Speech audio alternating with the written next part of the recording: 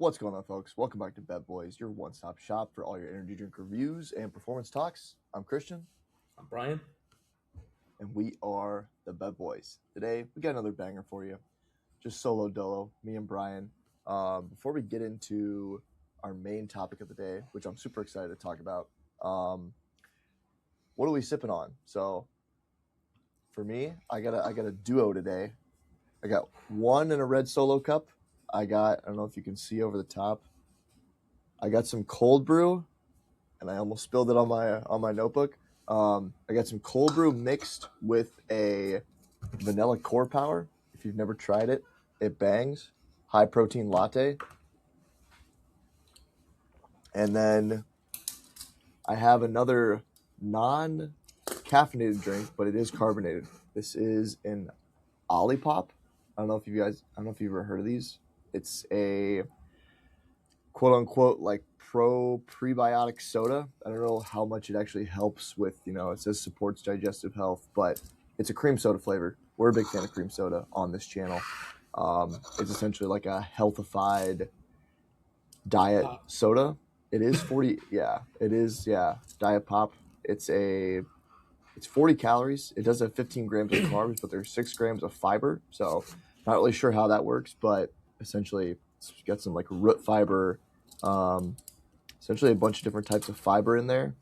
And yeah, so I'm going to pop the top. I got my caffeine. I got my carbonation. They're separate today, which is a bit of an anomaly, but we're going to get going. I did a bit of a double dose as well. So I pre-cracked both of these like an idiot, but I have about that much left of the Blue Rascos energy. And then, of course, the Oikos protein shake. 30 grams protein, vanilla flavor. A little heavy on the I've never had one of those. It's not bad. It's not bad. I like it a little bit better than the Core Power, but it's definitely... What are the macros on that? Is it like just straight protein, or is there some 8 grams of carbs, carbos in there? Okay. Definitely, yeah. Yes. 5 grams of fiber in there as well. 3.5 of fat, but like, if you're willing to just pound something that tastes great, like I would take this over a Core Power. I'm a big fan, and they're pretty cheap. They're like $27.99, I think, for an 18 pack at Costco. And like I've been just killing one of these every day to just get a little extra protein. Start the day off right. Economical. Mm-hmm. Yeah, I like the Core Power. Have not tried the Oikos, but definitely, I don't know, dude. It's tough to go back when you've been drinking like the RTD protein shakes. It's tough to go back to the powder. Like I'm finding it sounds so posh. It sounds but so it's like so fucking true. posh and bougie, but like it's kind of true. Like it's just nice because it's like the consistency is going to be like very smooth. It's always the same macros. It's always it's always it's the easy to grab and go. Yep, it's obviously like pre-mixed.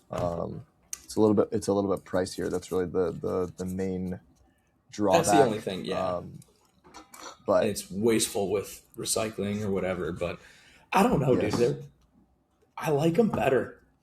Like top 3 would be like these, the Bum Energy, or not the Bum Energy, sorry, the Raw Nutrition, like milkshake flavored ones, and then Core Power. Those are like still up there in my opinion. But especially when you buy in bulk, they're becoming so much more like cost effective that it's just a bag of protein. Like since I started buying these, I've had a bag just sitting in my cupboard that it's just untouched, and I'm like, it's neat, but like I'd rather just pick one up and go. It's so easy. Yeah, I'll still have protein like if I'm making like a smoothie, putting like fruit and stuff in there. Or if I like, obviously if it's a cheaper alternative, I'll just go milk with protein powder. But even like the RTDs are so versatile too. Like I've been doing them with like oatmeal, like as a base, kind of like a protein base for like a protein oatmeal. You can do them with cereal. That actually smacks as like a post workout. Get like some cereal with like a little Cinnamon Toast Crunch. Oh, don't get me started. I've done one of these in like the Ghost like Cinnamon Toast Crunch like protein cereal. Oh, that's like, diabolical. Game over. You're getting 50 plus 60 plus grams of protein straight to the dome. tastes great. You have like the thick kind of like, because the nice thing about these two is like the consistency is a little thicker. It's runny Mm-hmm. enough to like drink, but like it's definitely more like a melted like milkshake versus like a Yeah. very thin, chalky like protein shake flavor, which is really nice. And like there's no artificial sweeteners in here. It's definitely comes from like the yogurt kind of base, which the nice thing is it's not like a yogurt based like yogurt drink where it's like really thick, but it definitely has like the prebiotics and the probiotics from like the yogurt filtering. So I don't know, like these have been fantastic. I would recommend that to anybody. Oikos, if you want to sponsor, go ahead. Yep. Got the adult version of the Danimals. You I was remember just gonna those? say yeah. Which anyone who doesn't love Danimals, you're just dead wrong. You're Yeah. just Danimals, Go-Gurt. Oh, Go-Gurt. even the Trix yogurt, the like split Yep, colored Trix ones. yogurt. Yes, Trix yogurt. Those were so good. Gosh, I forgot about Trix yogurt. The like strawberry kiwi one. Yeah. Oh man. That Before brings we back do, memories. before we do get into something, there's also some energy drink news. I just sent you this, I think, last night. Oh yes, we have to So talk about this. There's two new flavors kind of coming out on two different of our favorite drinks. Obviously, the 7-Up has been released. Now there's a rumored 7-Up Shirley Temple for the Ghost Energy that is supposedly like in production. However, there has been one flavor that has been an odd flavor that we've brought up 1,000 times when we talked about our two other big time flavors of cream soda and root beer. The third one was sarsaparilla. A combo between the two, like if the two had a baby. Gorilla Mind put up a April Fool's, April 1st kind of thing of sarsaparilla. And now we're seeing the rumors of, because it was well received, like they're going to commit to it and they're going to do it in a black and gold can, sarsaparilla. That's awesome. Like, put it on the market. Put it on the market, right? Other people have done root beer now and like cream soda. No one's done sarsaparilla. That you could corner the market on that flavor, be the first of its kind. And if someone's going to do it really well, it's probably going to be Gorilla Mind. They've only had two flavors that have really ever missed, and that was that iced tea flavor and the tiger's blood, which was not good. It was too tropical and coconutty for me. But like anytime they've done like their white gummy bear is a little sweet, but it's still very good. Any of their berry flavors, the lemon drop one is outstanding. Watermelon candy, strawberry candy, like all those are just fantastic. The blue raz is really good. I'm not a huge blue raz guy, even though I'm drinking one right now. But they did a really good job. This is like a blue slushy. Theirs is kind of similar. Put sarsaparilla on the market. Let us review it. If we could somehow get, I don't know, if there's anybody that listens to us that like knows anyone at Gorilla Mind, if they can get it in our hands, like I don't know who's watching us, to be honest. Like we get the metrics. We see that our viewership is like going up.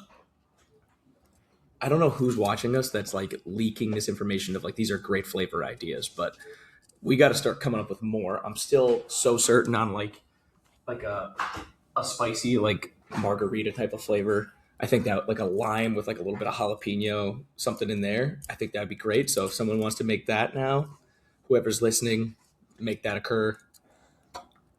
Yeah, and a Voltage Mountain Dew flavor, like a Voltage or a Supernova Mountain Dew knockoff.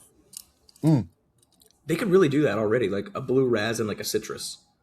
Yeah, that's really all it is. You just need like a little bit more of like a sweeter blue raz to pair with like the tart citrus flavor. Yes. Like we could almost make that ourselves if we find the right blue raz energy drink. Yeah. Can we mix like a citrus ghost with what's like a sweet blue raz flavor? That's what I was just trying to think of, like a sweet blue raz energy drink. Maybe like the Rise. Yeah, that's like it's the sour straws, but it's still somewhat Either sweet. that or like the first form blue raz, like that's a little bit more sweet. Yeah. Just make our own. Yeah, honestly. Or we should like start mixing. The Blue Raz Jolly Rancher C4. That's a little sweeter than it is tart. That would probably be best. the best option, to be honest.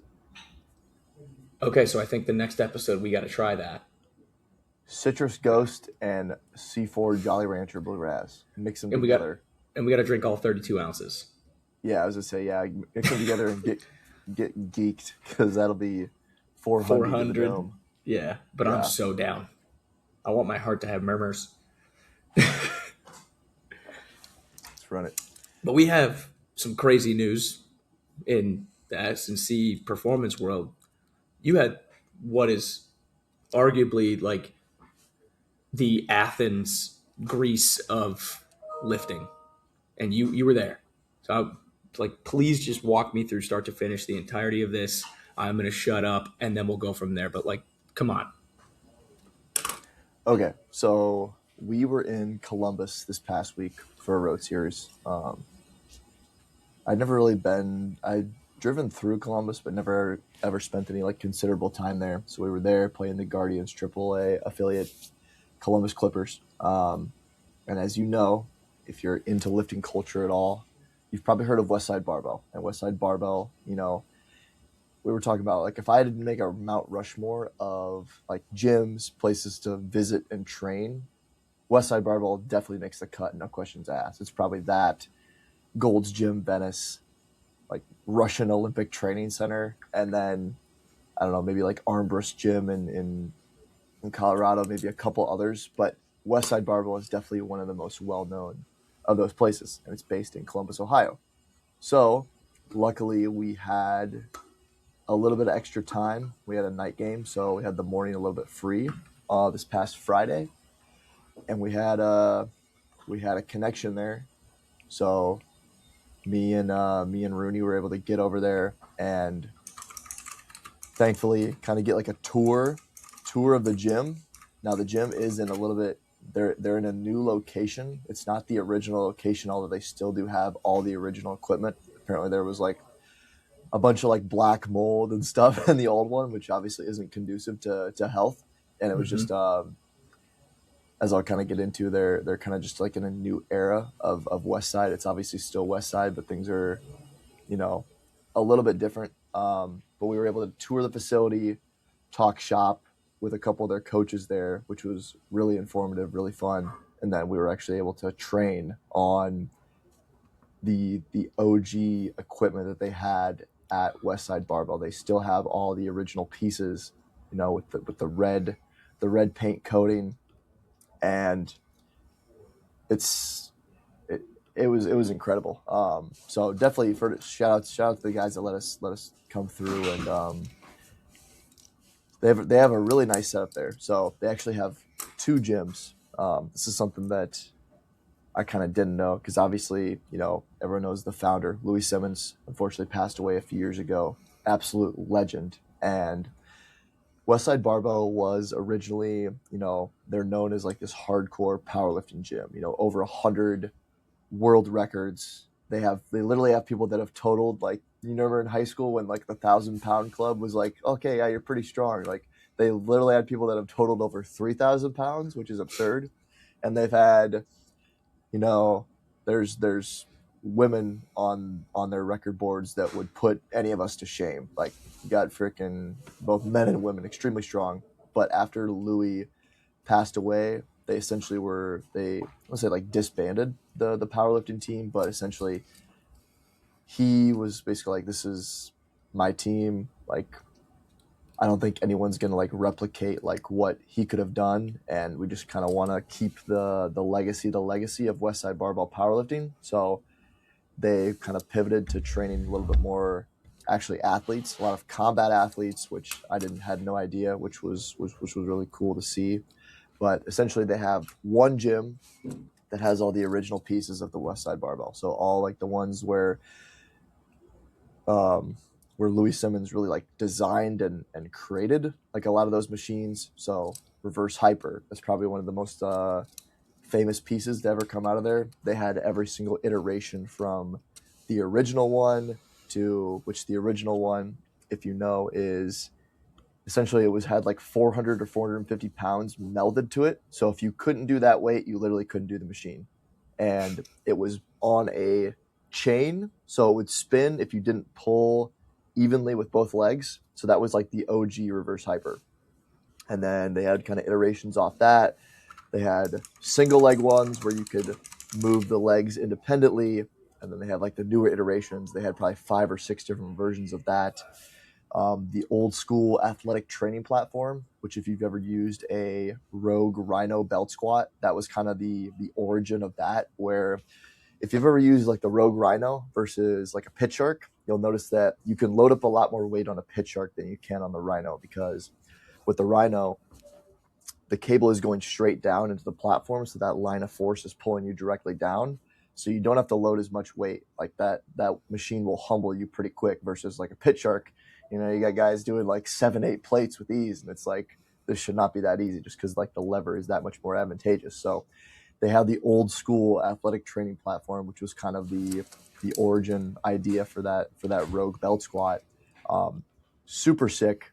I got a story to tell on that. Is they would do marches on that. You've probably seen this like in football weight rooms. You can do it with the Rhino as well, which is really cool. And the guy had me, he said, all right, they have these white chalked lines on the edge of the platform, basically like a sumo stance like line. He's like, all right, get your feet out that wide and start picking your legs up, start marching with your body weight. So they put 200 pounds on there, and I was getting absolutely bodied.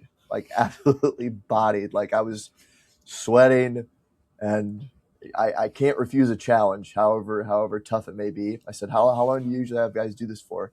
He's like, 5 minutes. And I was like, Jesus Christ. So I was like, well, I have to do it now. I was like, dude, I got humbled. Like, it was so brutal. I'm glad I did it. But dude, it was so tough. I don't even know. He was like, yeah, and this guy that gave us the tour, shout out to Mac. He was like, yeah, I've done body weight for 30 minutes before. I'm like, you're a psycho, sir.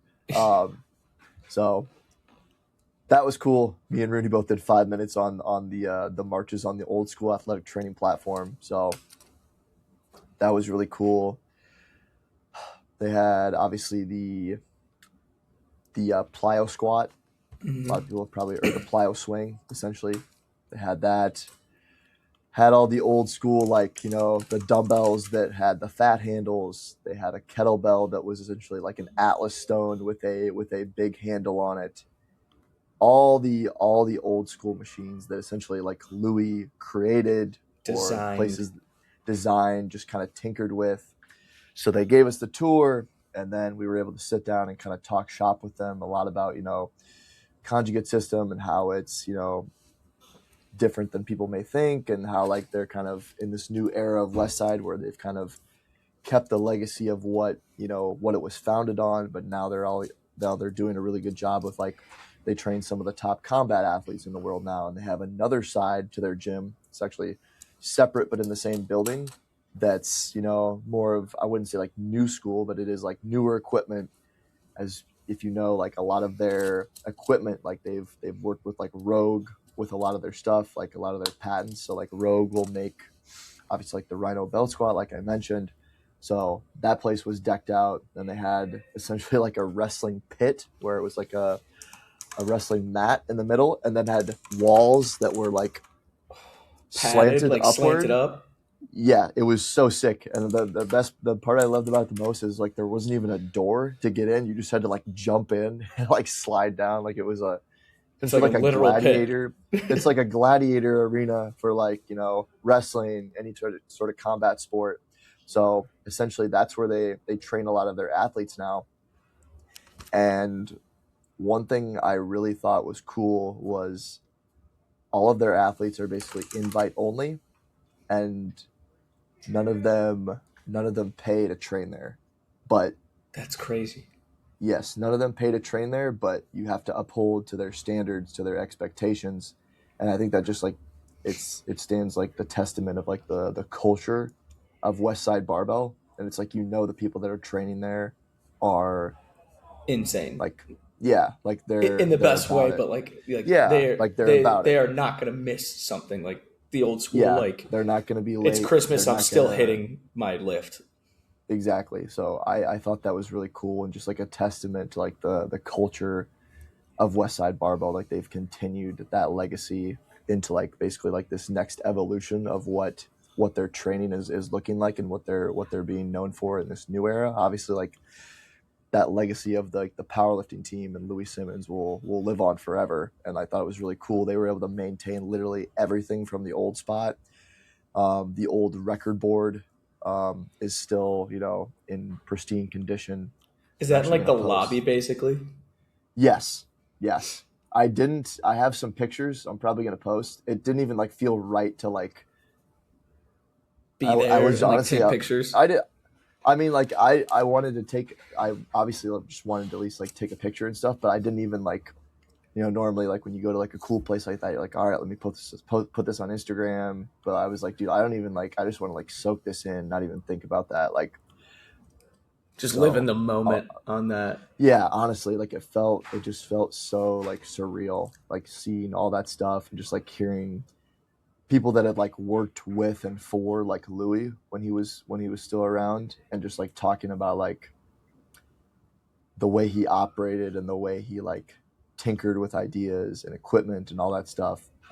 It was just really cool, and then we were able to train. So basically, did the old hit like 1 to 2 sets on every single machine because it's like, Just to dude, when do am it. I when yeah, like when am I going to be back here? So yeah, the athletic training platform obviously really sick. Had a pretty dope like plate loaded standing hamstring curl. Ooh. That one was dope. And then they had another one. It was probably like my favorite piece. It was like a standing plate loaded chest press essentially, where you unrack and then it goes the weight's behind you and you're standing up, and then it had Ooh. handles at different levels, so you could basically go from almost an incline to a decline. That ripped. Hit a set of 20 kettlebell swings on the old Atlas Stone kettlebell, which is really like interesting because it's only like, I think they said the bell itself is only about 100 pounds, which like you see 100-pound kettlebells, like it's pretty Yeah. common. But because of like just the sheer like diameter of the implement, you had to get in essentially like a sumo stance, So it just which makes made it it a lot way harder. harder. Yeah, and then when it gets out in front of you, it's like trying to like pull you forward. So You're yeah, not balanced. That's yeah, so sick though. Like so just for people's references, like I'm pulling up like pictures here looking at it. It's like seeing the lobby with like the old record board and like the old flags, the suits, the dog kennels, like all that in the lobby. The old gym, which is like the old school kind of like warehouse, like looks like basically a hardwood floor, and then it's just like horse stall mats and all the machines just stacked up. The iconic like red and black or white and black machines with like I see like the chain on the reverse hype around like the old school one in the picture. Just I mean yes, that's sick. Um, but the new one looks so different. Like it does. it looks like a sports complex, like Yeah, like I walked in cohesive there and I was like, flooring.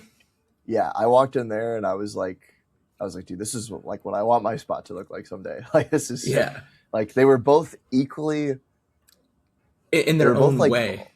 yeah, they were both like almost equally as sick. It was just like the old school and the new school, but the same like it was still Westside. Like it was just Yeah, it was it was so surreal, and like I think also just had some really good talks like with the coaches there about like how they I think it's train.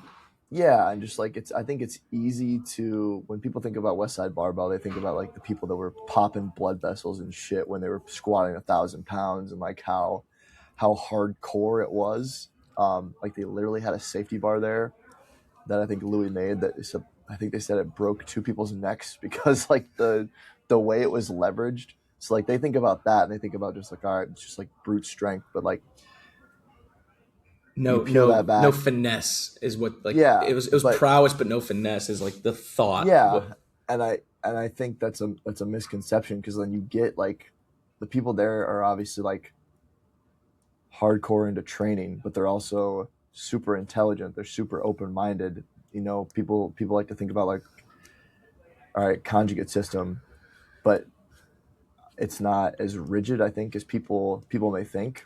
mm-hmm. And it was really cool because it's like these people are like physically like obviously very capable, but like also like intellectually like adept. Like one of the guys we met there was, if you know anything, if you ever heard about like Donnie Thompson and his like body tempering things, he Or was like the like the fat first pad. guy. Yep. So we asked him about like body tempering because I know that they kind of like work with Rogue on that, and he was like, "Yeah, I was the first person to actually get that like approved by research because that's not something that's really been researched very much." And like they showed us a bunch of like cool, body tempering techniques, which kind of spurred me to go down a little bit of a rabbit hole there. Um, but yeah, it was just like how really like down to earth, open minded, and just like straight up like and smart those guys were, and like how they viewed like, you know, because they've had, obviously it's more of like a private sector training, like kind of invite only, but like Yeah. we were able to talk to them about like, hey, like this is kind of our situation, like these are kind of the obstacles we face sometimes, what do you think is like the best way to like attack them? And they gave us like, they were super candid, super down to earth, and gave us some really good input, and just like super generous with their time. They're like, yeah, if you're ever in town, like any other time, like feel free to come back. We're like, hey, if you like, we're running a course, like feel free to jump in. We'll shoot you guys a discount. So like, yeah, I can't say enough like good things. It was just like, um, it was weird because like I I love my job, but we left there to like go to work, and I was like, damn, is it messed up to say like the best part of our day is over? Because like it's tough to beat like an experience like that. So yeah, I wish I could have spent all day there, but it was a super sick experience. Yeah, And, still and like it's just kind of like taking it in, thinking back on it, honestly. just completely different than like what the perception like would have been towards that. It's crazy that they're like, I love that it's like, it's still invite only. It's still, it's the foundations and the roots of Westside of, if you're going to train here, you are going to train here. This isn't a gym membership. This is a Mm-hmm. training team.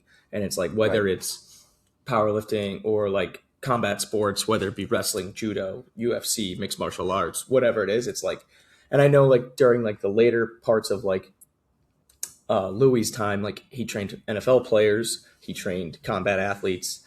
Like that's probably where it all started. But then it's like all those things are like, you are all in on West Side if you're going to train there, and it is like, hey, this is your program. You're going to do this program, and you're going to go for it. And it's just, that's one of those things where it's like, and the other thing that they can do that now because their branding is so big that like the books, the training programs, the templates, the gear, the deals with like Rogue to patent and sell these equipments. Like I know they're probably getting a chunk of that. Like they're not hard up for money, so like the gym itself still remains like for the love of the game. You know what I Yeah, mean? I love Like that. like that's so sick that like it's really pure, and it's like there's that business savvy to create this environment to where like the training remains pure, and it remains like we're doing this because we love this part. Like the rest of it like allows us to do that. Like that's something that's just so sick. Yeah, and I love they talked about how Louis essentially hated the business part of the business. Like he just cared about the gym. Like Yeah. he hated doing the business part. He just wanted to have the best gym possible. He wanted what was best for his lifters, and just like it got me thinking about like that's like after hearing stories, it's like I feel like someone like that is like as close to like when I think of that, I think of like just a craftsman, like in the truest sense, because like technically, like I think he said like Louis like barely finished high school, and Hmm. like when you people hear that, they think like, oh, like probably not a lot of intellect, probably not very smart, but it's like, dude, like this guy like designed some of the most revolutionary like and most used Gym equipment equipment. like in modern strike training, and he would they said like he would always have like a biophysicist and like a biomechanist like on call to like run his like ideas by them, and just would always be like would be on like phone calls all the time, and then people would be calling him for like input on this, and like people, and it you know, he's written, I don't even know how many books, I have to see, it's like it's over 10 for sure, like everything from, you know, squat bench deadlift manual to like the conjugate method, just like the methods book, to Strength books training on for running runners. performance, runners. There's one on the throwing athlete as well. Like just There's a a combat sports wide, athlete. yeah, just like a such a like he's like the definition of like a true like craftsman and like a tinkerer in like the truest sense of like not like formal education, but just like the like we talked about before on the show, The like just wisdom and a genuine curiosity, really, just to find like whether it's the essence of how things work or like pushing innovation with like, you know, they said whenever he wanted to design a new piece of equipment, like every single question he approached was with the intent of solving a problem. Like, okay, whether it's okay, this person is weak in this part of the deadlift. How can I solve the problem? Can I solve it with what I currently have as far as equipment? Okay, well, what can I do? What can I build in order to like attack this part of this specific lift? So it was never, it was always rooted in like very practical means, which I love because I mean It's as it's pragmatic as just it gets of I have X problem, what can I do to solve X problem? If I don't have it, what's the easiest way to attain the results that I'm looking for by just maybe slightly modifying what I do have or creating or literally just going to the well and creating something new like literally he was thinking about like low backs and like it being issues as limiting factors with squats and deadlifts, and that's how the reverse hyper kind of came to play because they would do these extremely high rep banded like accessory work, and it became just to the point of like it wasn't enough in his mind in order to build the back that they were looking for or that low back strength, which spawned the reverse hyper of it needs more weight, but it's got to be in some way like the fulcrum has to be mechanically advantageous to get the swing, to get the finish, and be able to do very high repetitions in the same type of system that they have. So the cool thing about that is like you can just see every iteration, and I have it pulled up on my screen here of like the different things that he's created, like the athletic training platform for like the marches and the non-conventional conditioning, but high volume conditioning on like an adductor versus him just doing like a four-way hip on a machine, right? This is still moving high weights, so it becomes more, you know, quote unquote specific to like the lifting aspect of it, or the reverse hyper, or like the way he would modify different barbells with the cambers or like an elephant type of bar because they wanted more weight, but they knew that if the tensile strength wouldn't be there, so they had to have something with more whip, you know. And it's always talked about with like the big stuff of like he welded plates onto a bar, and it was like if you couldn't lift, like the starting weight was 225 for the warm up or whatever, or 245, because he welded two 100-pound plates on that barbell, and it's, people would be like, oh, that's crazy, blah blah blah. It's like, but that was like a precedent setter for them of like he could weld those plates onto it because he knew that the guys were strong enough that were doing it, and it would do it. It could kind of separate the wheat from the chaff and like go through with it. But at the same time, it took all the unnecessary like nitpicky things of loading up to get to 225 or 245 in this case for them to start their sets of five to start warming up.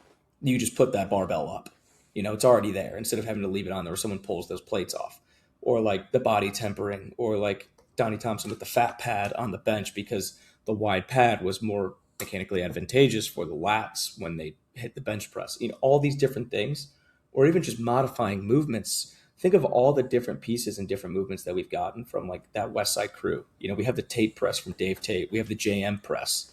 All these like you kind of mentioned, like these small tinkerings of even just that's like a skull crusher or a tricep extension, because it was a different way to attack the issue that was advantageous for them in that period of time.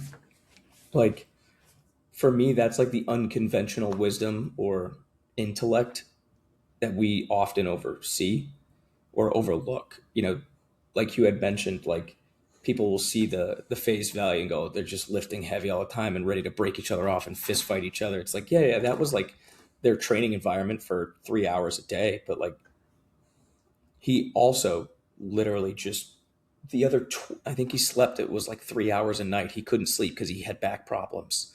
Like that was so destroyed, and neck issues. So what did he do for the other, 20 or 17 hours?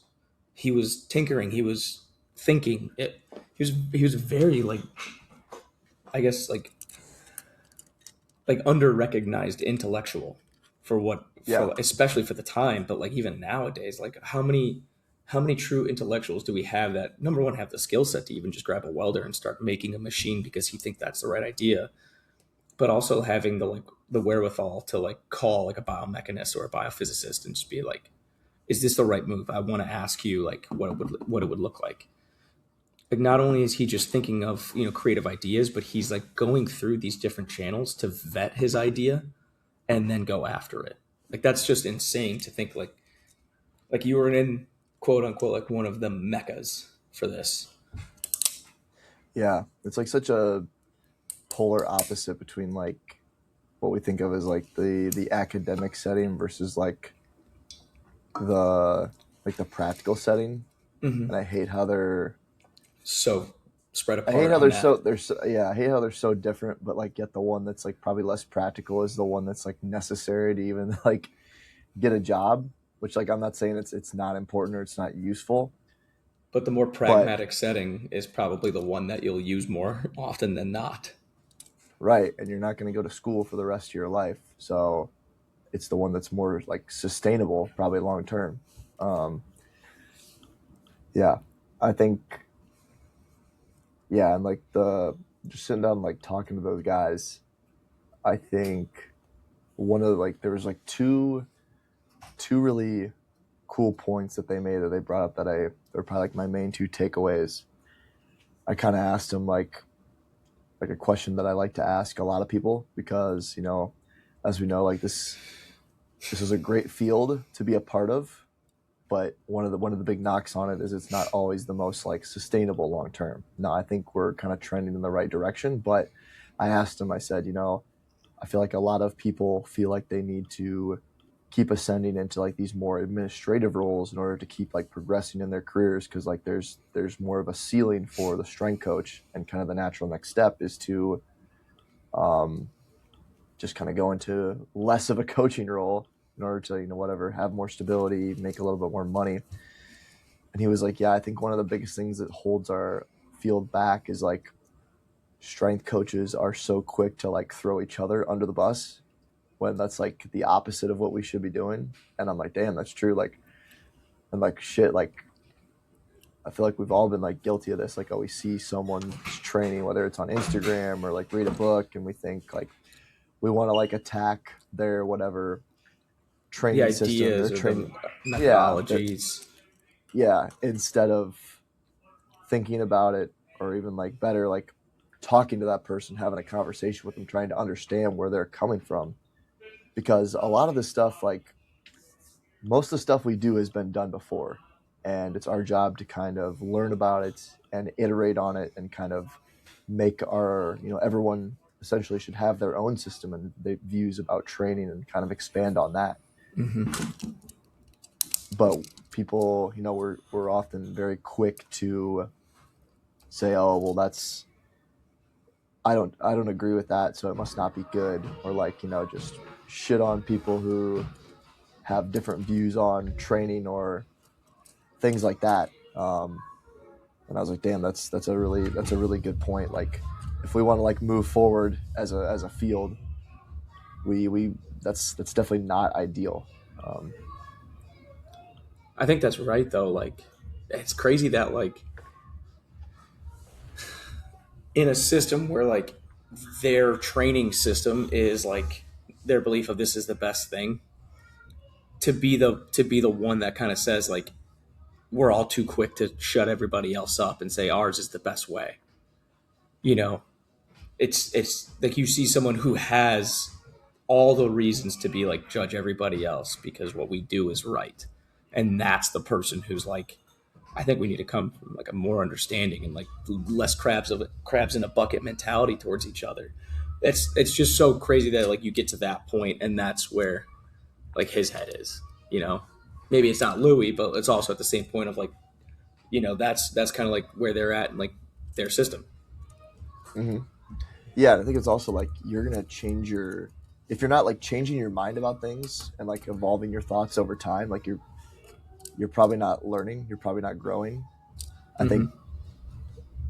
like having that like first response of like, oh, like I don't like that or I disagree, like just kind of like putting it aside is like a sign that you're not open minded enough and that you're not looking to continue to learn, even if it like hurts your ego like a little bit. Mm-hmm. Because at the end of the day, like we all just kind of want to like no one's right. We just want to all try to be a little less wrong over time. And we can't do that if we think we're right. If we think we're right, then like you're screwed. Like you're a closed box. Exactly. Yeah. You alluded to something a little bit earlier, both pre-show and like during the show, like your Mount Rushmore of gyms, right? If we said like pick 4 or 5 as like this is your Mount Rushmore to train in, visit, even just to coach a session in, whatever it be, what would that Mount Rushmore kind of look like? Yeah, so definitely go Westside for sure. It's tough because like I feel like I'm more biased towards like the bodybuilding gyms, Mm-hmm. but that's just me. I think Gold's Gym in Venice, where Arnold trained, all those like golden era bodybuilders, that definitely has to be up there. Um, there's a gym called Quads in Chicago, old school bodybuilding gym. That's got to be up there. Same with like Armbrust Pro Gym out in Denver. It's where Phil Heath trained when he was in his Olympia prep all those years. So those are all just like bodybuilding gyms that I'd love to train at. Man, I think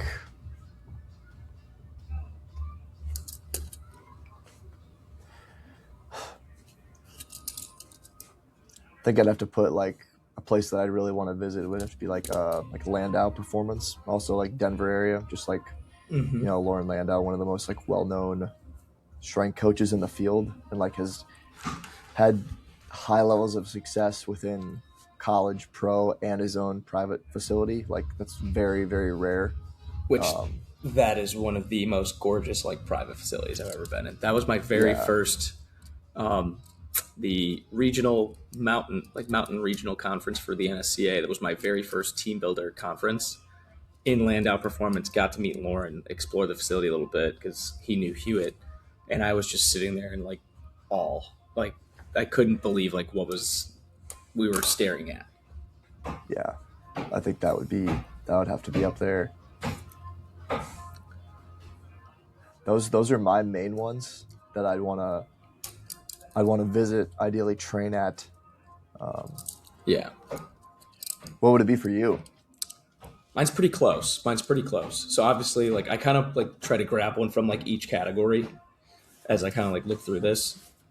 And like West Side, of course, is going to be up there. Like getting any training in at West Side or visiting it, like I'm envious of you in that situation. Um, a little bit more, I don't want to say gimmicky, but more influencer, like modern day gym oriented. Like I want to see Alpha Land. That's, I mean, Ah, yeah. it's, it's Disney World for fitness. I want to see what that's Mhm. like. I want to see their old school bodybuilding style. Gym 3. I want to see Gym 1 where it's the commercial gym. I want to see Gym 2. I want to like eat at the cafeteria. Like I want to experience all of that. That it is quote unquote that is literally Disneyland for anyone who's any related or like interested in fitness. That's gonna hopefully be one of those big meccas. Um, Mhm.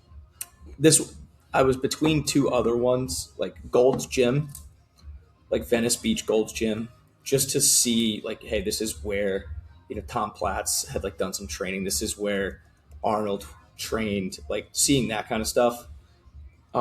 If I can have 5, I'll keep it on there. But the other one is like DeFranco's. I want to see. I think DeFranco's gym would Oh, be just a super, like kind of like a gritty, you know, train hard for whatever it is. Like I feel like that's one of those ones that it doesn't matter what you're training for. Like it would be fun as hell just to train there, you know, whether it be sports oriented or just getting like an upper body, like kind of bodybuilding style like piece to it. I think it would just be sick. The last one's a weird one. Um, and it might not make sense at first, but Loughborough University. It's in United Kingdom, at obviously Loughborough, um, but they are a speed lab, oh, and that's where Speedworks is headquartered, and you know the whole setup internally, like obviously like field and track outside, but inside it's literally like straights with resisted sprinting, run up the wall. So you have 180 meters of cable with resistance that's altered. They have every little machine that, whether you're looking at ground contact and speeds, like they have that built into the flooring.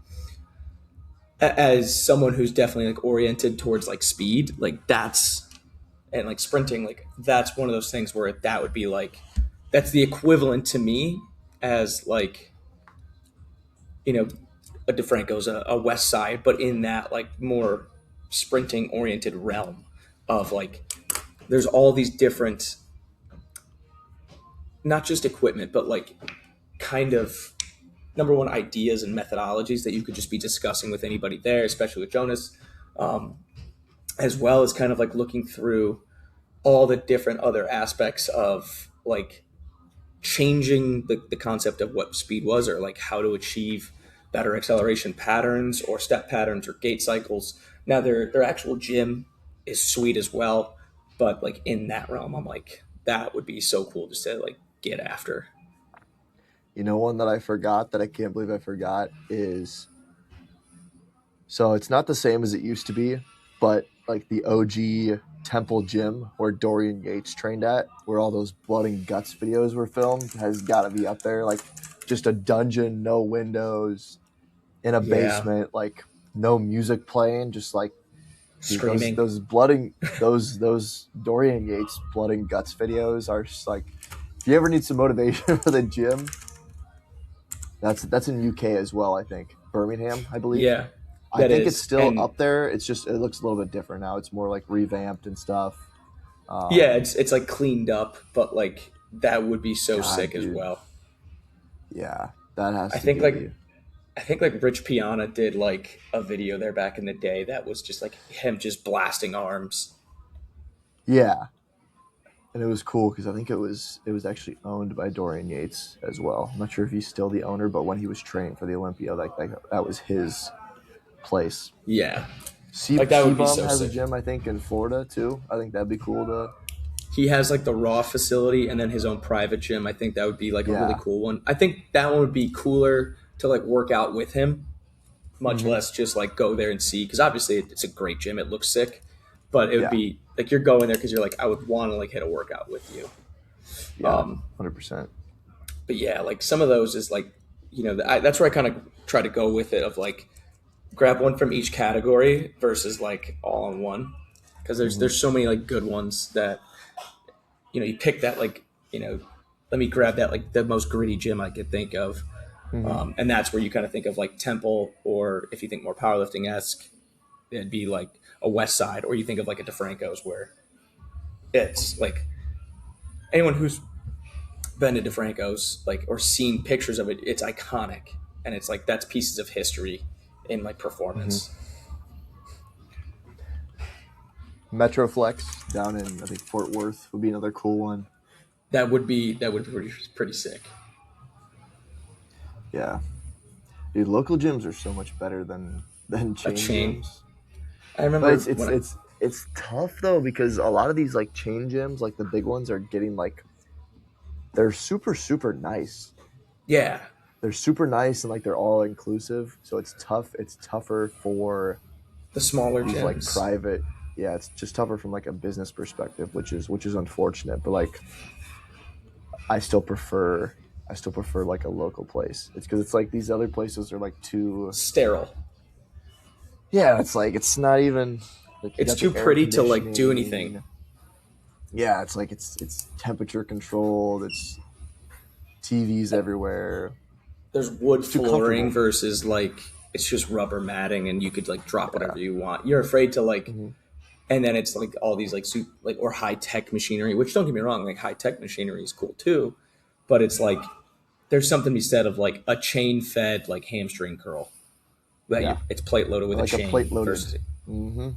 or it's levered and it's like that grittiness of like you're getting on that and you're like, I'm putting in work right now, even if I am going to get tetanus, it's going to be worth it. Hmm. Yep. I think that stuff is just slept on, in that perspective, and like a lot of those gyms like have that, and like I think there's always going to be gyms that have like a good mix of it too. Of like, that's like the cool thing about like Alpha Land. Like as I mentioned, that one is like you can pick like one of the four now gyms because there's an outdoor one too, and it's like, Hmm. which one do you want to go into for that, quote unquote, that vibe of like, do you want a more Hmm. commercial like luxury gym? Do you want that like gritty, no AC, Texas heat, like sweat on an old machine, just grind? Do you want to be outside hitting like a more CrossFit style, like whatever it is? Like those are all super sick, and it's like Yep. it can't be, you can't shortchange one for the other and say like because it's just two way different experiences, and I think that's how it has to be like approached. Hmm. Yeah. Speaking of outdoor gyms, Muscle Beach in Miami is pretty sick too. I actually got to work out there. Um, That would be pretty sick. I still think like a Venice beach is like, if you're gonna work out outside, like bang. yeah, that's like the best for sure. But I mean, just some of those experiences, and like thankfully, like we've both been able to travel and like go to like some of these places and see some of this stuff. Like some of the best gyms, one of the best gyms in the entire world we've talked about before is like, I was in Tulsa, Oklahoma, and I worked out at like a powerlifting gym, and I was like, this is insane, you know, Hmm. just random machinery and like wagon wheels that were 200 pounds a pop for deadlifts. I was like, I didn't have that in my program, but I was like, I'm going to hit that just because. When else am I going to be able Yeah. to do that? Yeah. Yeah. That'd be like Iowa strength is like up there for me. Like I luckily get to train there like more Than often not. than yeah, more often than not when I'm home. But like that's up there for me. Oh, like I went to a gym called what was it called? Above the Rest Training Systems. That was like the facility, and it was in Cheyenne, Wyoming. I was on my way out to Sac State for like my first real like college internship, and stopped there. It was just a guy who was running it out of basically like a big garage, and then he lived in the upstairs of it, and it was a like strongman esque So type sick. gym.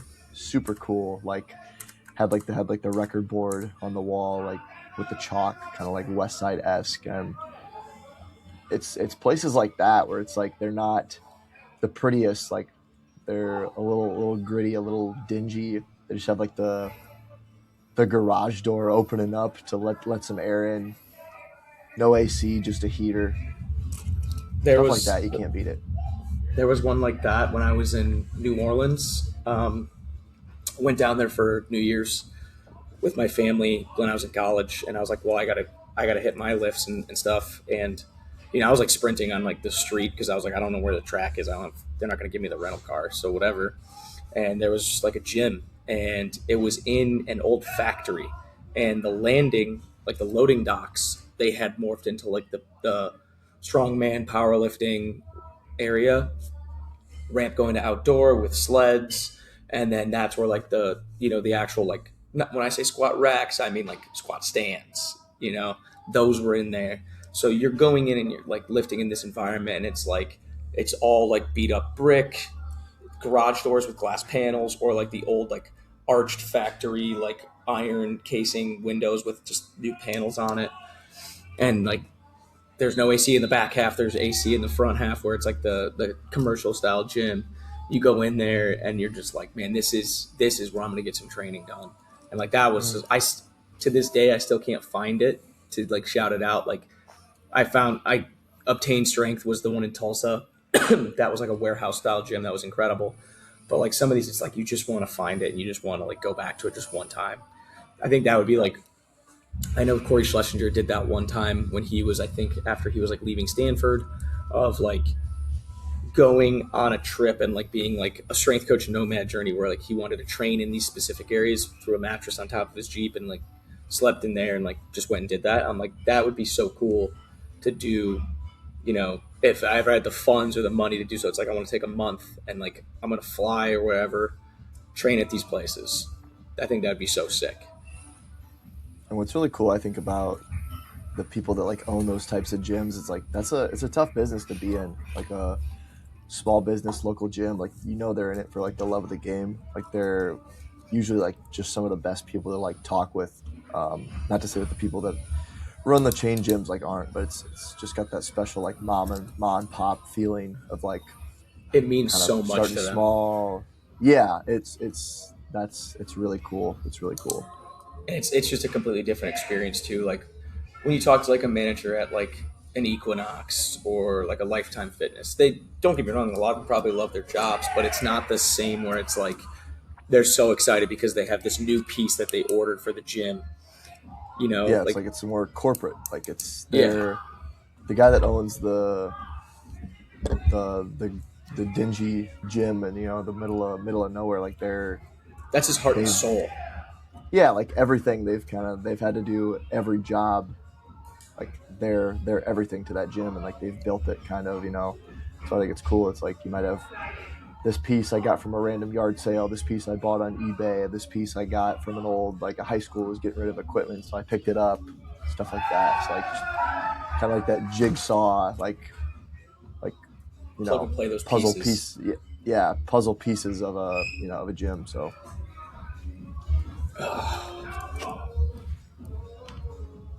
All right. Should we get some reviews on? we should. So cold brew, tough to beat on nitro cold brew. I would ask. Shout out Scuba Steve, the clubby here, Iowa Cubs.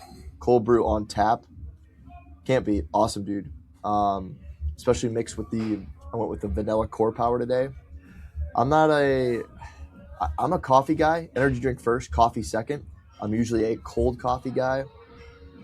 As far as cold brew goes, I would definitely say it's a little better than Starbucks, even though I haven't had like Starbucks Nitro. For sake, I'll give it like an 8.2. High protein, good taste, good energy. As far as the Olipop, I don't really know how to rate this thing since it's kind of in a category of its own. It does taste good. I do like a good cream soda flavor. Again, not really sure if it helps with the digestive health, but if you're looking for a diet pop in a cream soda flavor, I would recommend. I probably prefer an actual A&W like diet cream soda or root beer, but it's definitely solid. I don't know if I can give it a number because I haven't really had anything else like it, but it's solid. It's solid. Good cream soda flavor. Better than the strawberry vanilla flavor and the grape flavor, in my opinion. So if you're going to get one, definitely recommend the cream soda. Have I rated the Blue Raz Ghost on here before? I believe I have. I'm not sure. I remember I did. I've had it before. I can't remember if you've had it before either. You're not usually a Blue Raz type of guy. I'm going to give it a solid 7.9. Okay. It's really good. Just because not a huge Blue Raz guy, but as a Blue Raz goes, I think it's very solid. I just not always in love with the flavor. This does taste more like a Blue Raz, like icy with the like polar bear on it. So you have like a real like Blue Raz flavor. It's just not branded as icy. Great can, good looking. Cost was great because it was also at Costco. Got the 18 pack for $27.99. Very similar to the pricing on this bad boy, which again, kind of category of its own as a protein shake, 30 grams of protein. Vanilla is not as good as chocolate. The chocolate is definitely better. The vanilla is solid. I would say vanilla is probably like an 8.4. Chocolate kind of moving up that rank. I would say it's right now out there. Not saying I don't know if any of them is perfect as a perfect 10, but I still think like the raw nutrition shakes with like the strawberry, the cookies and cream, chocolate. I haven't had the vanilla. Those are probably my favorite. I think the macros are probably the best on those two. Smoothest. Chocolate and vanilla on here though, probably like that's like my number 2. And they're just so readily available. Pick it up at Costco like once every 2 weeks for me. Like it's right there. Like I said, I'd probably go like 8.4 with like the chocolate being like an 8.6. Very highly rated in my opinion, but like they taste great. Ingredients are good. You're getting 30 grams of protein, pretty bioavailable. It's not clunky. It's not chunky. You're not drinking it and going, oh my God, I just have to get this down. And it's grab and go, which is just, in our world and where we're at, that's what it's got to be. Yeah, convenience is key. There's definitely a fine line between. You'll hear people say like, "Oh, like you should." Have you ever seen the videos of like people saying like the key to like productivity is just like outsourcing literally everything? Like you should have a meal prep service, only drink ready to drink everything, not only have like plastic silverware, plastic just plates. boom, boom, and it's always just rifle through and never. Yeah, which Never like there's wash there's a fine line between that. Like I don't go quite that far. Um, Mm-hmm. don't go quite that far, but there is a time and place where like convenience does kind of trump price, which is kind of like what you value too, obviously. So Yeah. yeah. Alrighty, folks. Well, hope you guys enjoyed this more of a like a historical, reflect Perspective. on the roots of S&C and performance. Sick gyms. Definitely. I mean, if you're ever in Columbus, Ohio, that gym, like Westside Barbell, like if you go there, like you can train at that gym. You just need to obviously sign a waiver. It's not, they're very welcoming with their time. Super good dudes. So would definitely recommend. Obviously, check us out Instagram, badboys.tv, with our personal accounts always associated with those posts. Badboys.com if you want to pick up some merch, t-shirts, hoodies, hats at your disposal. Appreciate you guys tuning in. Leave a review, whether it's on Spotify, Apple Podcasts, YouTube. Subscribe to the channel. Appreciate the support. We'll see you guys next time. Peace. Peace.